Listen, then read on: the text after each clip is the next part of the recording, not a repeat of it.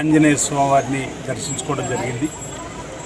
లోక కళ్యాణం జరగాలని తెలంగాణలో గౌరవ ముఖ్యమంత్రి రేవంత్ రెడ్డి గారి నాయకత్వంలో నడుస్తున్నటువంటి ప్రభుత్వానికి ఎలాంటి ఆటంకాలు రాకుండా ఓవైపు సంక్షేమం మరోవైపు అభివృద్ధి నిరాటంగా కొనసాగాలని చెప్పని వేడుకుంటూ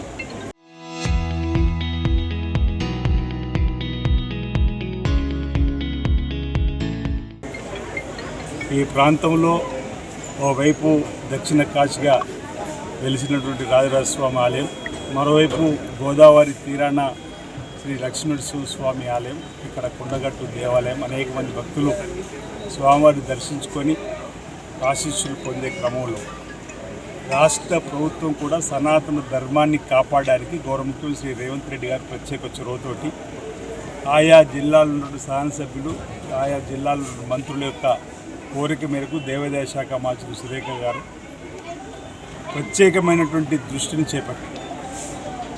ఆలయాలకు సంబంధించినటువంటి పునరుద్ధరణ, జీర్ణోద్ధరణ, ఆలయాల అభివృద్ధి, ఆలయాలకు వచ్చేటువంటి భక్తులకు సౌకర్యాలను కల్పింపజేయడము, పెరుగుతున్నటువంటి భక్తులకు మెరుగైనటువంటి సేవలు అందించాలని చెప్పండి. ఇప్పుడు వేముల రాజన్న ఆలయంలో జరుగుతున్న అభివృద్ధి పనులు చూస్తూ ఉన్నారు.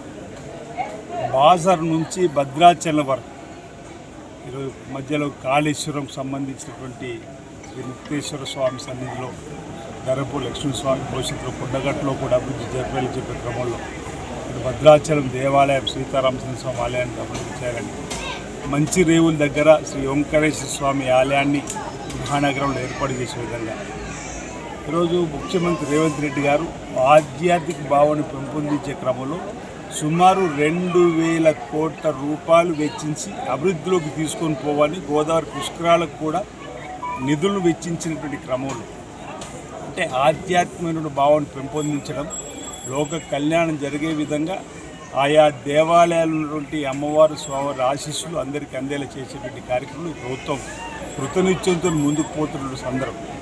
మన ధర్మాన్ని కాపాడాల్సిన బాధ్యత మా పైన కూడా ఉందనేటువంటి ఒక భావన ఇందిరమ్మ రాజ్య ప్రజాపాలన ముఖ్యమంత్రి రేవంత్ రెడ్డి గారు కూడా ప్రత్యేక చొరవ తీసుకొని నిధులు వెచ్చించేటువంటి సందర్భం మీరు చూస్తున్నారు. శరవేగంగా ఆయా ఆలయాల అభివృద్ధి కూడా భూమి పూజలు గావింపజేయడం, ఆయా ఆలయాలకు సంబంధించినటువంటి ప్రధానంగా శృంగేరి పీఠానికి సంబంధించినటువంటి జగద్గురు శ్రీ శ్రీ విధుశేఖర భారతి గారి సూచనలు, సలహాలను, మరోవైపు చిరంజీవి స్వామికి సంబంధించినటువంటి వారి ఆలోచనలు కూడా తీసుకొని అంటే ఆధ్యాత్మికమైన అందరికీ అందే విధంగా చేసేటువంటి కార్యక్రమం కూడా వారు ముఖ్యంగా రేవంత్ రెడ్డి నాయకులు ప్రభుత్వం చేస్తుంది. అందులో భాగంగా భవిష్యత్తులో కూడా అనేక దేవాలయాల అభివృద్ధికి పెద్దపీట వేస్తూ ముందుకు పోతుంది ప్రభుత్వం.